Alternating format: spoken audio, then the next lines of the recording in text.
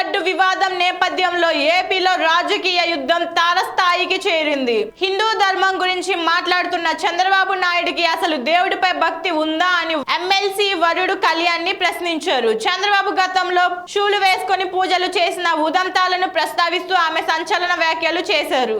నాయుడు గారికి దేవుడంటే ఎంత భక్తి ఉంది, మా జగనన్నకి దేవుడంటే ఎంత భక్తి ఉంది, ఈ ఫోటో ఒక్కటే సాక్ష్యం. 100 ఫోటోలు చూపించాల్సిన అవసరం లేదు.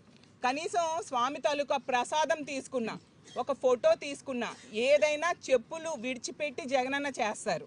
అదే చంద్రబాబు నాయుడు గారు అయితే ప్రతి సందర్భంలో కూడా మనం చూసాం, షూ వేసుకొనే పూజల్లో పాల్గొంటారు, లేదంటే ఫోటోలు తీసుకొని అతను పూజా కార్యక్రమాలకు వెళ్తారు.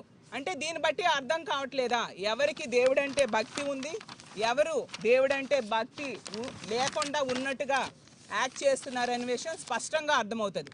కౌన్సిల్లో ఎవరైనా పట్టుకున్న వాళ్ళం కూడా చెప్పులు విడిచిపెట్టి, అది కూడా ఆ దేవదేవుడు అందరికీ మంచి బుద్ధి ప్రసాదించాలి, దేవుడు వాడే లడ్డూకు వాడే నెయ్యిలో కల్తీ జరిగింది అనేసి తప్పుడు ఆరోపణలు మీరు చేశారు కాబట్టి దాని మీద చర్చ జరగాలి, ఇందాపూర్కి అలాగే హెరిటేజ్కి ఉన్న సంబంధాల మీద చర్చ జరగాలి, వీళ్ళకి మంచి బుద్ధి ప్రసాదించు దేవుడా అనేసి మాత్రమే చెప్పడం జరిగింది.